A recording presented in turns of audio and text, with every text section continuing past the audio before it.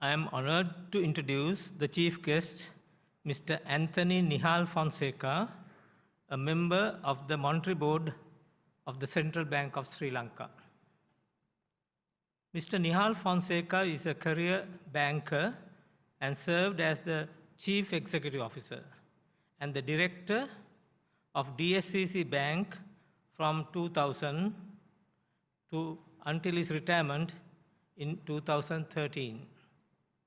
He is presently a member of the Monetary Board of the Central Bank of Sri Lanka, a director and chairman of the Audit Committee of John Keells Holdings Limited, the chairman of Group Audit Committee of Brandix Lanka Limited, president of the Sri Lanka National Advisory Council of the Chartered Institute of Securities and Investments, UK. Prior to joining the DFCC Bank, Mr. Fonseca was a deputy manager of Sri Lanka of HSBC for 11 years. He is a past chairman of the Colombo Stock Exchange and the Association of Development Financing Institutes in Asia and Pacific, and was a member of the Presidential Commission on Taxation in 2009. He holds a BSc degree from the University of Ceylon, Colombo, and is a fellow of the Institute of Financial Studies, Chartered Institute of Bankers, UK, and honorary fellow of the Chartered Institute of Securities and Investments in UK.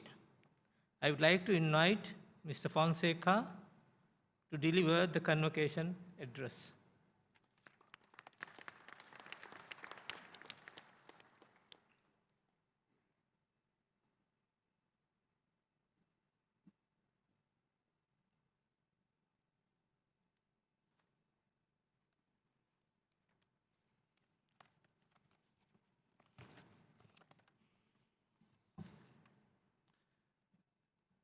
Chancellor, Professor Attaka, Vice Chancellor and Chief Executive of Sri Lanka Institute of Information Technology, Professor Lalit Gamage, Deans of Faculties, members of the academic and non-academic staff, alumni, proud parents and family members, and graduates. Firstly, I thank the management of SLIIT for inviting me to be the chief guest at this convocation. The previous occasion I visited this campus was almost 20 years ago, when I was the CEO of DFCC Bank. This was when SLIIT was embarking on an ambitious expansion program and required some funding for that purpose without depending on the state for funding. DFCC partnered SLIIT in that project, and I derive a lot of satisfaction when seeing firsthand today the great progress that the institution has made from those modest beginnings. And I congratulate you, Professor Gamage, who I know was involved right from that time, at that time, and all your team for achieving this tremendous transformation.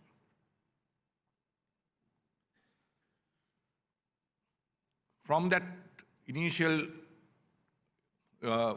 point of being specializing in information technology, I have gathered, and I know that SLIIT has expanded its horizons, covering engineering degrees and management degrees, and also having postgraduate diplomas and master's degrees. We are all here today to celebrate the achievements of the new graduates who are in this audience. I myself experienced the joy of graduation 45 years ago although at that time there were no ceremonies of this nature. Much has happened in my life since that day, and I can assure you that given the fast-paced world and the knowledge economy that we live in today, much more will happen in your lives while getting to my age.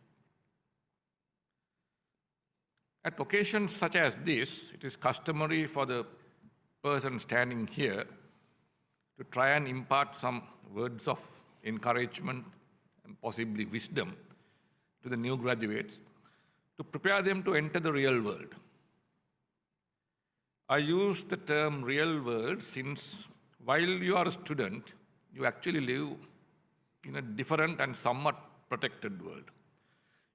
You work hard over several years to get to this day where you get a degree, or in the case of some of you, a postgraduate degree from a prestigious institution and with a good GPA. I know that when I reached that stage, the first thing that I thought 45 years ago, that I knew everything that I needed to know on practically everything. So let me tell you with the benefit of hindsight that it is a myth that you should firmly dispel from your thinking. Getting a degree does not mean that you know everything. What it does mean is that it trains your mind to assimilate knowledge and acquire skills that you need to deal with the world and what it throws at you. Those of you who have graduated from the IT field who are present here today, you know that given the pace at which information technology is evolving and changing, what you actually learned may not be, I wouldn't call it obsolete, but may not be right up there in a couple of years' time. So my first bit of advice to you is to use your education as a platform to acquire further knowledge. I know that some of you who have got master's degrees have already done that, but it doesn't stop there either. And to stay up to date in your chosen field. It does not mean that you have to keep adding more and more formal or professional qualifications after your name, although you can do that if you wish to. But you must acquire the knowledge necessary not only in your chosen field of work, but on other areas that have a bearing on your field. University students of today, unlike in my time, have the luxury of many focused choices in the subjects they study. In my era, we had physical sciences, biological sciences, doctors, engineers, and that was about it on the science side. While this focus does provide you with a greater in-depth knowledge of a specific area, it also sometimes means that your lateral knowledge suffers. Actually, many of you will not forever use the technical knowledge that you gathered today, now during your program of study. You may use it at the beginning, but beyond that, I am sure all of you have ambitions to progress in life, become managers, become entrepreneurs, become disruptors, and achieve greater heights than just merely being stuck where you start.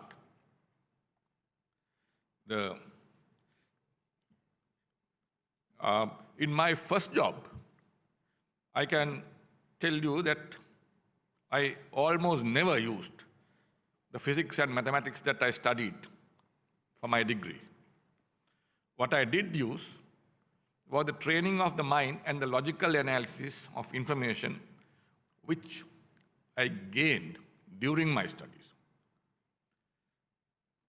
Thanks to the internet, today you have a lot of information at your fingertips. Unfortunately, the downside is that there is a lot of misinformation as well. But I'm sure that you have gathered enough analytical skills to challenge what you see and hear and the assumptions that you or other people make in presenting their positions so that you make considered decisions as you go up in life. The second thing I would like to suggest is to about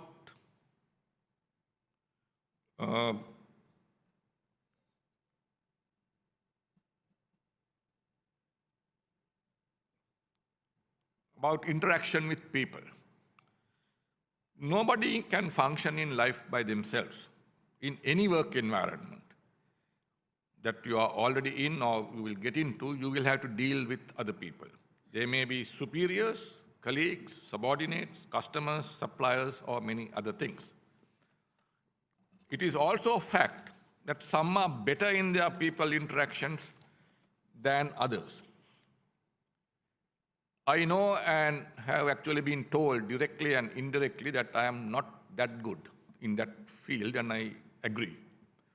One thing for sure is that I cannot be a politician, which doesn't bother me since I don't want to be one.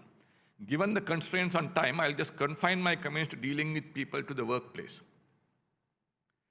where you have superiors, peers, subordinates to deal with, and things that I felt I did okay, rather than the many things in people relationships that I was not too good at. Firstly, if you are a superior, which you will be, if not immediately, hopefully in the fairly near future, where you will have people who will report to you or work for you, make sure that you are accessible to your subordinates. There are some companies where the culture is that anybody who wishes to see the superior or the CEO, including their immediate reports, require an appointment. I have always had an open door policy. If and when I had a door, and I can say from experience that it works wonders. You may think that if you keep the door open that you will have hordes of people coming in to see you at all odd times, but it doesn't happen that way. The mere knowledge, the people that work for you, that you are accessible, is good enough for them. They won't bother you unduly. Don't worry about that. The second very important factor as a superior is to be absolutely fair in your dealings with your subordinates. There will always be people you like more than others in the workplace. But make sure that you do not favor one over the other if an issue comes up, and treat everybody alike on the same issue.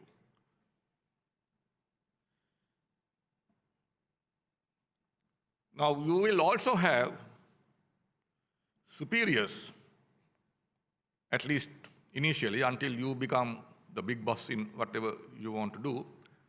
And so it is important how you deal with them as well.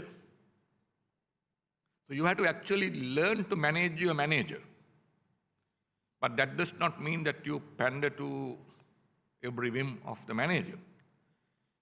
You have to understand his or her likes and dislikes and thinking. In today's age, unlike in the days gone by, we have relatively flat organization structures. Most managers are reasonable people, and if approached correctly, will like constructive interaction with their subordinates. So learning how to deal with a superior is helpful in learning how to be a superior. A mutually respectful working relationship with your boss is an essential requirement, as otherwise your working life will be miserable and stressful. In such situations, you should seriously try to find yourself a new boss, either in the same organization or, if that is not possible, somewhere else. The other aspect of dealing with people in a workplace is dealing with peers or your equivalents who are neither superiors nor subordinates. In complex organizations that we have today, if you are in any kind of a management role in whatever field, your performance will always need their support for that extra bit of performance delivery in your own role. Even more importantly, you need a platform where ideas get generated. And however high up you are in the organization, you should always encourage them to come up with new ideas without ever ridiculing them.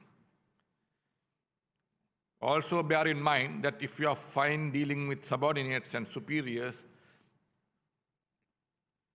your peers can very quickly make your life really bad if they dislike you. In our working life, we will all make mistakes. There is nobody who goes through life without making work-related mistakes. The important thing there is to take ownership from those mistakes and to learn from them. Usually, unless the mistake is of a horrendous nature, organizations will accept it and you will get another chance.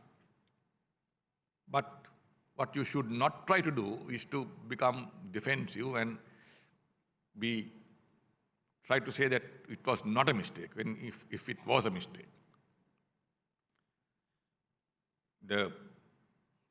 You have to learn to be accountable, and you will have to learn from it so that the same mistake does not happen twice.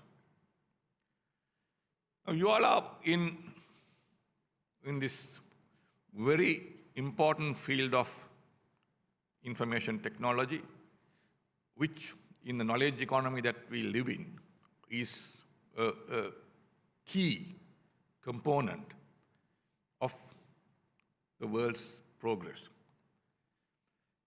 You have people who have achieved a lot without even getting degrees. And there are people who have done so by disrupting. We have companies like Microsoft, Apple, which are now somewhat dated, and then more recently those have got replaced as more valuable companies by companies like Amazon, Alphabet or Google, and Facebook. And as we go forward, you will probably find even these sort of getting sidelined and new ones emerging. Now, how does that happen? It usually happens because an individual or a small group of people have a dream. Now, and are willing to risk their future on that dream. Now, I know dreaming is not for everyone, but there are, I'm sure, some among you who already have dreams or who will develop dreams as you go along. So if you do have a dream, you have to have the courage to go with it. Now, unfortunately, Sri Lanka is not Silicon Valley, and usually most dreams do need some financial resources, which are not that easy to get in a country like Sri Lanka. Having been a banker, I can tell you that banks don't normally back dreams. The banks back buildings, things like that. They don't. There's a good reason for that, and banks are criticized for that. But don't forget that banks lend money, other people's money.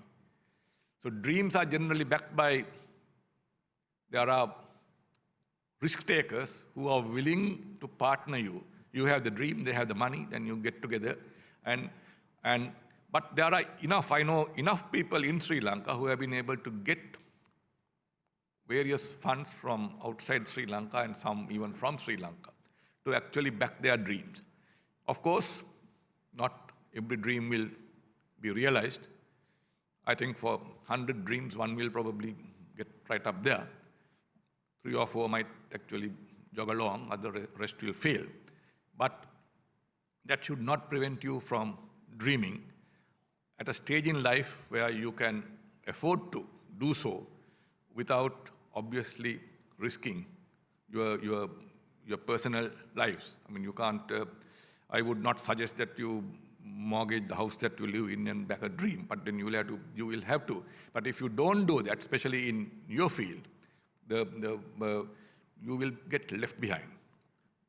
So my advice to you is learn to deal with people, continue to learn and acquire knowledge right along, I don't mean qualifications by knowledge. Please continue to acquire knowledge in your own field and also develop an interest in other things, because I mean that it's important that you don't always get bogged down in your own field. And then if you have a dream, back that dream and try to realize it. Thank you.